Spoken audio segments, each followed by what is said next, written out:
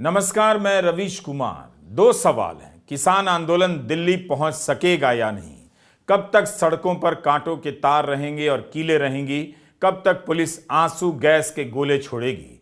आज सारा एक्शन पंजाब हरियाणा के बीच शंभू बॉर्डर पर रहा। किसानों को 13 फरवरी के दिन दिल्ली आना था। दिल्ली की सीमाएं चारों तरफ से ऐसे बंद रहीं कि किसानों का पहुंचना संभव नहीं हो सका। एक तरफ किसान हैं, उन्हें आगे बढ़ने से रोकने के लिए सड़कों पर इस तरह की कीलें लगा दी गई हैं। अगर कोई इसे पार भी कर ले तो भी थोड़ी दूरी पर और कीलें मिल जाएंगी। किसान लॉन्ग जंप तो कर लेंगे, मगर इन कीलों के ऊपर से उनके ट्रैक्टर नहीं जा सकते। न्यूनतम समर्थन मूल्य को लेकर किसानों और सरकार की दूरी में लगता है बहुत सारी कीलें लग चुकी हैं। दोनों इन कीलों के कारण एक दूसरे से दूर होते जा रहे। कांटों, कीलों और आंसू गैस से रोककर क्या एमएसपी के सवाल का हल निकल आएगा? जितनी ऊर्जा किसानों को रोकने में लगाई जा रही है, उतनी ताकत से एमएसपी की गारंटी देने पर फैसला क्यों नहीं हो पा रहा? पूरा साल आंदोलन चला, उसके बाद 2 साल नहीं चला। इस साल फिर यह सवाल सामने है।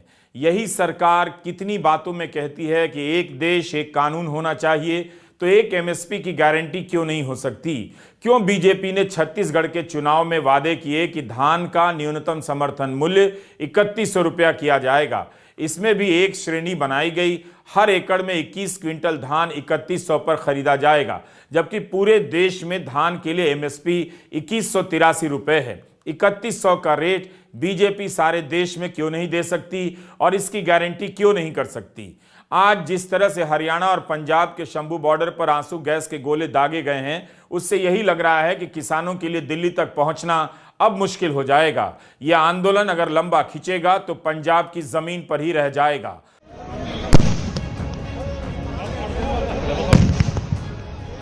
शंभू बॉर्डर पर आंसू गैस के गोले छोड़ने के बाद कुछ समय के लिए अफरा तफरी मच गई। वहां पर हमारी मौजूदगी नहीं है, इसलिए किसकी तरफ से क्या हुआ इसकी सटीक जानकारी भी नहीं है। इसके बाद भी किसान नेता कहते रहे कि अलग अलग हिस्सों से 7 से 8 हजार ट्रैक्टर शंभू बॉर्डर पहुंचने वाले हैं। रुक रुक कर आंसू गैस छोड़ने की खबरें आती रहीं, लेकिन पंजाब भर से शंभू बॉर्डर पर किसानों का पहुंचना भी जारी रहा।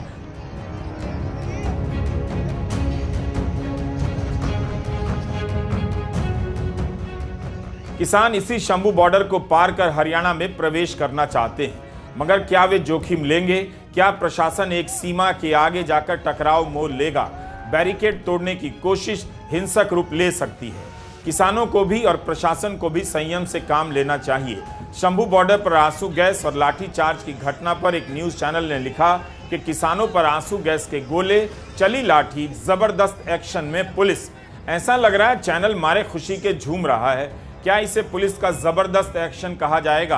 आंसू गैस की घटना के बाद किसान नेता रणजीत सिंह राजू ने कहा है कि हरियाणा के किसान भी दिल्ली कूच करेंगे। सरकार को लगता था कि इन सब तैयारियों से किसानों की ताकत कम हो जाएगी, लेकिन ये उसका मुगालता निकला। इस बार किसानों के साथ साथ मजदूर भी हमारे साथ हैं, जो पिछली बार नहीं थे। सरकार अपनी तैयारी कर रही है और हम अपनी तैयारी, ये किसान नेता के बयान है। आज पंजाब के फतेहगढ़ साहिब से किसानों का काफिला निकल पड़ा, शंभू बॉर्डर पर आकर रुक गया। यहाँ जिस तरह से मोर्चेबंदी है, इसके आगे जाना संभव नहीं लगता। यहाँ की हालत बता रही है कि शंभू बॉर्डर पर लंबे समय तक तनाव की स्थिति बनी रहेगी। शंभू बॉर्डर की यह हालत कह रही है कि सरकार ने किसानों को उनके हाल पर छोड़ देने का मन बना लिया है। सारी ऊर्जा किसानों को रोकने में लगी है, उनकी मांगों को पूरी करने में नहीं। अगर किसानों ने यहीं पर डेरा डाल दिया तो इसका असर दिल्ली, पंजाब की आवाजाही पर फिर भी पड़ेगा। किसानों को दिल्ली की सीमा से दूर रोककर भी कुछ खास हासिल होता नहीं दिखता। किसान मजदूर मोर्चा के संयोजक ने सुबह की प्रेस कॉन्फ्रेंस में कहा कि वे सरकार से कोई टकराव मोल नहीं लेंगे।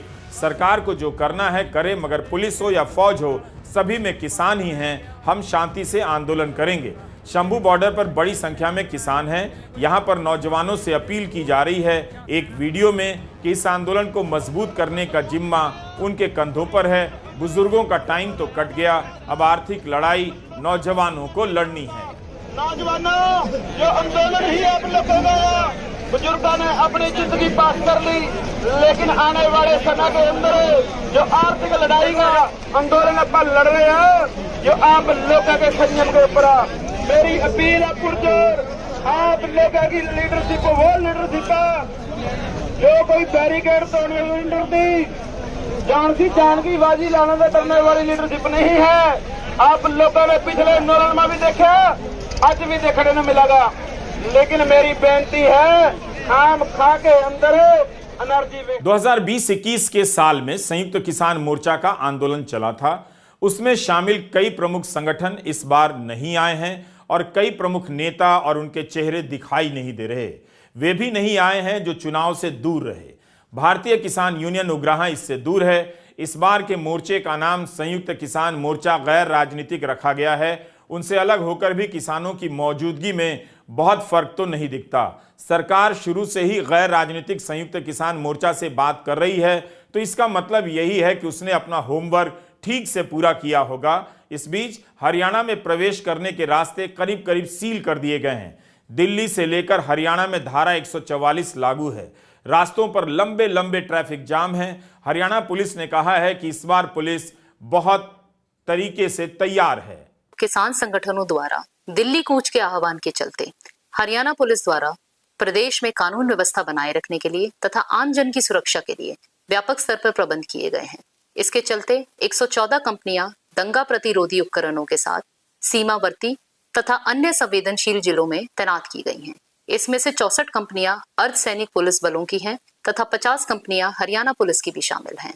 इसके अतिरिक्त शरारती तत्वों तथा उपद्रवियों पर नजर रखने के लिए सीसीटीवी, ड्रोन इत्यादि की भी मदद ली जा रही है।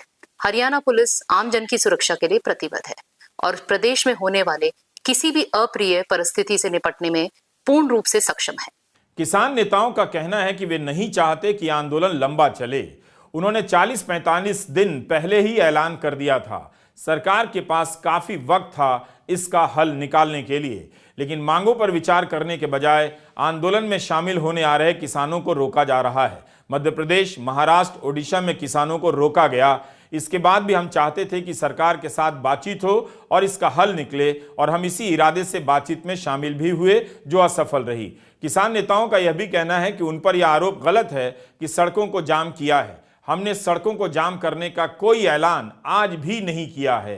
पंजाब, हरियाणा किसी भारत के दो राज्य नहीं, ऐसे लगता है ये इंटरनेशनल बॉर्डर बन गए हैं, जो नजर आ रहा है। अब हमें मीडिया बोलता था आप रोड रोकते हैं, इससे लोगों को तकलीफ होती है। हम तो आज भी नहीं कह रहे रोड ब्लॉक करेंगे, आज भी नहीं कह रहे हैं कि हम कहाँ रोड रोकेंगे। अब तो सरकार ने स्वयं रोड रोक रखी है पिछले 2-3 दिन से, और जो वो दिखा रहे हैं कंक्रीट की 10-10 फुट ऊंची लंबी जो दीवार बनाई गई है रोड्स में, मुझे बता, हम तो इसको देश के लिए अन्न उगाते हैं, उसको देश का पेट भरते हैं, और इन्होंने हमारे लिए जो है किलों की जो फसल है वो हमारे लिए उगा रखी है हमारे सामने। हमने तो मंत्री महोदय से कहा आपने महाराष्ट्र में जुल्म किया, आप मध्य प्रदेश में 300 लोगों को डिटेन कर लिए, आप ये बेंगलोर से आ रहे थे ये हमारे लोग, उनकी एक औरत थी आगू, उसको बालों से जैसे खींचा गया, उसके सर पर चोट लगी, हम फिर आपसे वार्ता करने गए। आपने उड़ीसा में 100 किसान आ रहे थे, टिकटें ली हुई थी, उनको अरेस्ट कर लिया।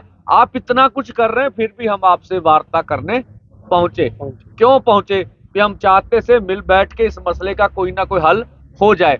पर हमें ना तो ये लगा, हम मंत्री महोदय पीयूष गोयल जी ऊपर कहे मैं बात करूंगा, पर कुछ लगा नहीं। उसके बाद कुछ हुआ, देखे वहां मीटिंग में बैठे बैठे हमारे ट्विटर हैंडल बंद हो गए। हम वार्ता कर रहे हैं, फिर भी हमारे ट्विटर हैंडल, फिर भी हमने कहा हम दरवाजा बातचीत का खुला रखेंगे। हम आज भी कहते हैं सरकार कोई भी अनाउंसमेंट कर सकती है, जो लगता उन्हें भी हम कुछ देना चाहते हैं तो वो दे दें, लेकिन सरकार जो कुछ कह रही है वो सिर्फ हमारे आंदोलन का टाइम पास करना चाहती है, जो हमने देखा। इस बार किसानों के लिए दिल्ली बहुत दूर नजर आ रही है। पुलिस की तैयारी कहीं ज्यादा मजबूत और व्यापक नजर आती है। पिछली बार नवंबर 2020 में किसान भरी सर्दी में पुलिस के नाकों का सामना करते हुए, पानी की बौछारों का सामना करते हुए आगे बढ़ते रहे और दिल्ली के पास सिंघू बॉर्डर तक आ गए, लेकिन इस बार मुमकिन नहीं लगता। हरियाणा में अस्थायी जेल बनाए गए हैं ताकि उन्हें गिरफ्तार कर वहां रखा जा सके। दिल्ली के गृह मंत्री कैलाश गहलोत ने बवाना में अस्थायी जेल बनाने से इनकार कर दिया। दिल्ली सरकार ने कहा है कि उनके मुताबिक किसानों की मांगें जायज हैं और शांतिपूर्ण प्रदर्शन संविधान में हर नागरिक का हक है। किसान इस देश के अन्नदाता हैं और अन्नदाता को जेल में डालना गलत है। आम आदमी पार्टी ने किसान आंदोलन की मांगों का समर्थन किया है। किसान केवल न्यूनतम समर्थन मूल्य की मांग नहीं कर रहे, उनकी मांग है कि किसान और मजदूरों के भी कर्ज माफ कर दिए जाएं। आज किसान दिल्ली की ओर चले जा रहे हैं, पैदल जा रहे हैं, उनको रोका जा रहा है, उन पे टीयर गैस चलाई जा रही है, उनको जेल में भरा जा रहा है। और वो क्या कह रहे हैं? सिर्फ ये कह रहे हैं कि हमारी मेहनत का फल हमें मिलना चाहिए। स्वामीनाथन जी को बीजेपी की सरकार ने भारत रत्न दिया, मगर जिस चीज के लिए स्वामीनाथन जी ने अपनी जिंदगी दी, हिंदुस्तान के किसानों के लिए जो उन्होंने मेहनत की, जो स्वामीनाथन जी ने कहा, उसको करने के लिए तैयार नहीं है। इसका क्या मतलब है? स्वामीनाथन जी ने अपनी रिपोर्ट में साफ कहा है कि किसानों को लीगल राइट एमएसपी की मिलनी चाहिए। वो बीजेपी की सरकार नहीं कर रही है। तो मैं आपको यहां जो खारगे जी ने कहा उसको दोहराना चाहता हूं कि इंडिया की सरकार आएगी तो हम एमएसपी की गारंटी हिंदुस्तान के किसानों को देंगे। जो स्वामीनाथन रिपोर्ट में लिखा है वो हम पूरा करके आपको दे देंगे। बीजेपी भी अपने ट्विटर हैंडल पर पोस्टर जारी कर रही है, बता रही है कि उसकी सरकार ने किसानों के लिए क्या क्या किया है। एक पोस्टर में बताया गया है कि मोदी सरकार के दौरान गेहूं की एमएसपी में भारी वृद्धि की गई। 2013-14 में एमएसपी 1400 प्रति क्विंटल थी, अब 2275 रुपए कर दी गई है। मगर किसानों की मांग है कि गारंटी दी जाए। गारंटी का मतलब है कि मंडी में इस भाव से कम पर अनाज ना खरीदा जाए। 2021 जनवरी की लाल किले वाली घटना के बाद कई नेताओं और आंदोलन के समर्थकों के ट्विटर बंद कर दिए गए थे। इस बार पहले से ही चारों तरफ इंटरनेट बंद कर दिया गया और किसान नेताओं के ट्विटर अकाउंट बंद होने शुरू हो गए। जो किसान सरकार के साथ बातचीत कर रहे थे उस वक्त उनके अकाउंट भी बंद किए जा रहे थे। किसान नेता सूरदीप फूल, तेजवीर सिंह, रमणदीप सिंह मान के अकाउंट सोमवार को सस्पेंड कर दिए गए। इनके अलावा Ashok Dhanoda, farm studios, tractor to twitter Punjab के अकाउंट भी आज बंद कर दिए गए। इन सब बातों से यही लगता है कि आंदोलन के भीतर और आंदोलन के साथ क्या हो रहा है इसकी संपूर्ण सूचना मुश्किल से ही मिल पाएगी। किसान भी खुद से वीडियो बनाकर नहीं भेज पा रहे हैं, यहां वहां से किसी तरह वीडियो हमने भी हासिल किए, उसी के आधार पर हम ये सब कुछ दिखा पा रहे हैं। किसानों को रोकने की जितनी कोशिशें इस बार की गई हैं, पिछली बार की तमाम कोशिशें अब हल्की और कमजोर नजर आ रही हैं।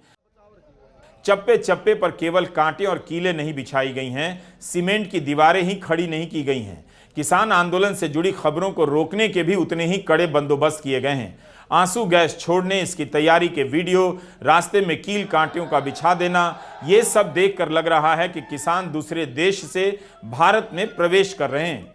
अपने ही देश की सीमा में उन्हें रोकने के लिए इस तरह के बंदोबस्त किए गए हैं जैसे युद्ध का कोई मोर्चा बांध दिया गया हो। ट्रैक्टर के सहारे दिल्ली आने से दिक्कत है तो फिर ट्रेन से आ रहे किसानों को भी भोपाल में उतारा गया है। ये किसान कर्नाटक से दिल्ली आ रहे थे। कर्नाटक के मुख्यमंत्री सिद्धारमैया ने ट्वीट किया कि उनके राज्य के किसानों को छोड़ दिया जाए और दिल्ली जाने दिया जाए। सिद्धारमैया ने तो यह भी लिखा है कि यह आपराधिक दिमाग का काम है जिसके पीछे प्रधानमंत्री मोदी की भाजपा सरकार है। कर्नाटक के मुख्यमंत्री ने कहा है कि किसानों की आवाज दबाने की जगह उनकी मांगों को सुना जाना चाहिए और पूरी करनी चाहिए। सिद्धारमैया ने यह भी याद दिलाया कि पहली बार जब बीजेपी की सरकार कर्नाटक में आई थी तब किसान खाद की मांग को लेकर आंदोलन में उतरे, उन पर गोलियां चल गईं। किसानों के साथ जो भी हो रहा है उससे यही लग रहा है कि उन्हें डराने धमकाने की कोशिश हो रही है। किसानों को केवल रोका नहीं जा रहा बल्कि उनके खिलाफ माहौल बनाया जा रहा है ताकि लोगों में किसानों को लेकर गुस्सा भड़क जाए। इस खेल में गोदी मीडिया, सोशल मीडिया और ट्विटर पर किसानों के खिलाफ बहुत कुछ लिखा जा रहा है, दिखाया जा रहा है। हम मीडिया से अपील करना चाहेंगे कि हमारे अक्स को बिगाड़ा ना जाए, ठीक है। वो हमारे अक्स को से हम देश के किसान मजदूर हैं। किसी जो बोला जा रहा है मीडिया में, कोई कांग्रेस को नहीं, कोई कांग्रेस हमें सपोर्ट नहीं करती। हम कांग्रेस को भी उतना दोषी मानते हैं जितना भाजपा दोषी है। ये नीतियां तो कांग्रेस लेके आई है। हम कोई लेफ्ट नहीं है। हम जो सीपीआई सीपीएम ने जो बंगाल में राज किया, उन्होंने 20 गलतियां की। वहां से पश्चिमी बंगाल में कौन सा इनकलाब आ गया? हम किसी के पक्ष वाले नहीं है। हम किसान मजदूर की आवाज उठाने वाले, उनके आदमी हैं। तो बाकी हम फिर अपने लोगों से अपील करेंगे, चाहे पंजाब और देश के गायक हैं, बुद्धिजीवी हैं, एनआरआई भाई हैं, चाहे और सिविल सोसाइटी है, सभी सिविल सोसाइटी, उसमें पत्रकार भाईचारा भी आता है, वो जरूर इस बड़े आंदोलन में, ये हमारा सवाल नहीं, हम नहीं कहते, 140 करोड़ देशवासियों की मांग है। उसमें से 60 करोड़ से अधिक किसान है जिस देश में, खेत मजदूर अलग हैं, तो 70-75% आबादी की मांग है। सब हम मिलके करेंगे। इस देश को हम आगे लेके जाना चाहते हैं। अगर कृषि बच गई तो देश बच जाएगा। अब सवाल उठता है कि इतना वक्त गुजर गया, किसानों की मांगे क्यों नहीं मानी गई? नवंबर 2021 में प्रधानमंत्री ने वादा कर दिया था, फिर 2024 आ गया, अभी तक क्यों कुछ नहीं हुआ? अभी तक कृषि मंत्री कमेटी बनाने की बात क्यों कर रहे हैं? पिछली बार प्रधानमंत्री ने किसान आंदोलन को संसद में आंदोलन जीवी न जाने क्या क्या कह दिया, लेकिन 700 किसानों की जाने चली जाने के बाद भी किसान दिल्ली की सीमाओं पर हर मौसम में टिके रहे। तब जाकर प्रधानमंत्री ने ऐलान किया कि कृषि कानून वापस लिए जाते हैं। इस बार अभी तक प्रधानमंत्री की तरफ से ऐसा कोई बयान नहीं आया। प्रधानमंत्री के पास भी एक मौका था किसानों से पहले मिलने का, वे नहीं मिले। लेकिन एक अंतर तो है कि पिछली बार की तरह इस बार सरकार किसानों को खारिज करने में नहीं लगी है कि ये कौन लोग हैं, विश्वसनीय है या नहीं। असली बनाम नकली किसान का मामला इस बार खड़ा नहीं किया गया, बल्कि सरकार के मंत्री चंडीगढ़ पहुंच गए, बात करने लगे। लेकिन 2 साल बाद क्या उनके पास एमएसपी को लेकर कुछ भी नया और ठोस नहीं था? जैसा कि किसान आंदोलन के नेता ने बताया, उससे तो यही लगता है कुछ भी नहीं था। एमएसपी खरीद की गारंटी का कानून, वो कह रहे हैं इसमें मंत्री महोदय कमेटी बना देते हैं। हमने सीधी सी बात, सीएसीपी एक ऐसा अदारा है जो किसान के फसल के दाम के रेट के बारे में सिफारिश करता, वो सारी डिटेल्स ले लेता है। वो 23 फसलों पे पिछले लंबे समय से भारत सरकार करती आ रही है।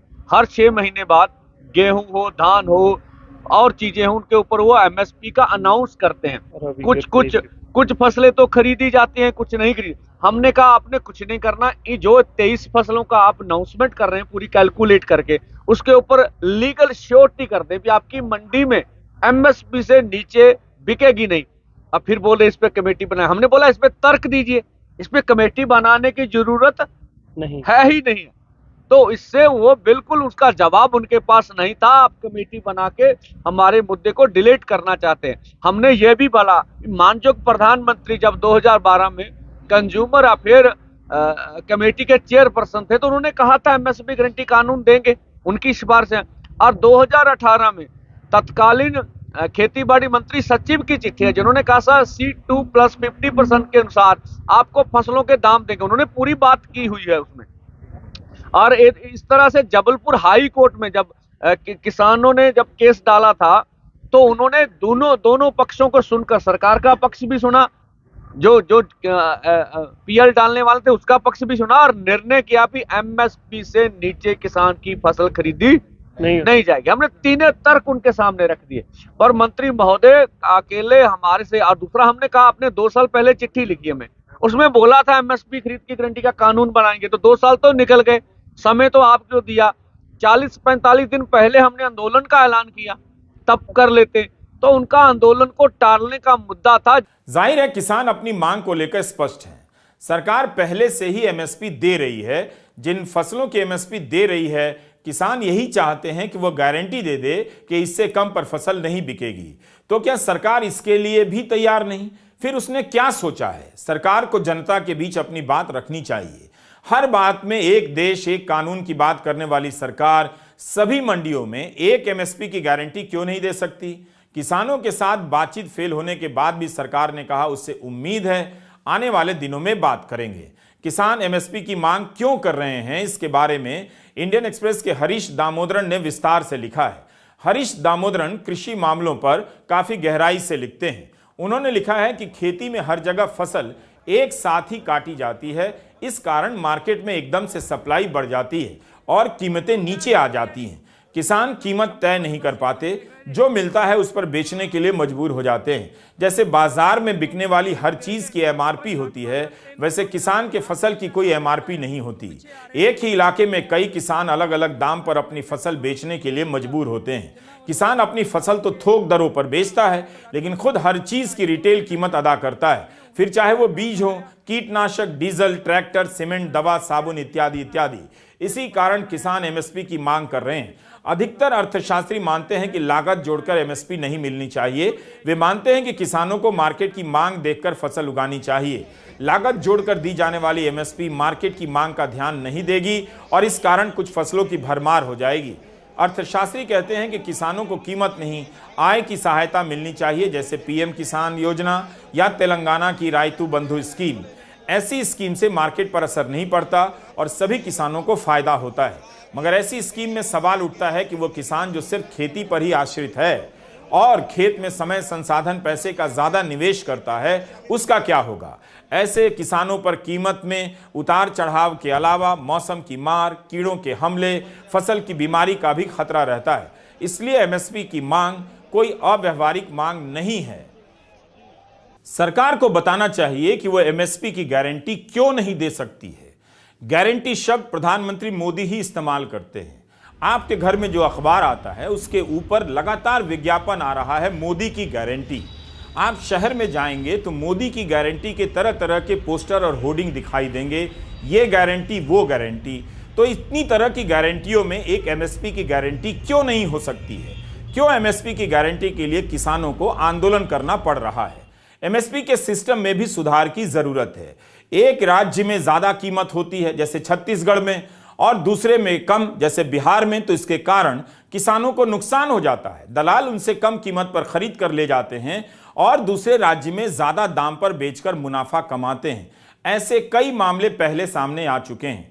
किसानों पर आर्थिक दबाव तो है, तमाम आंकड़े आते रहते हैं कि ग्रामीण क्षेत्रों में कमाई कम है, उपभोक्ता वस्तुओं की मांग कम है, तो फिर इसका असर किसानों पर भी होता ही होगा। फिर चाहे वे जो भी फसल उगाते हों और किसी भी कीमत पर किसी को भी बेचते हों। किसान आंदोलन फिर से एक ऐसे मोड़ पर पहुंच गया है जहां से आगे का कोई रास्ता नजर नहीं आता।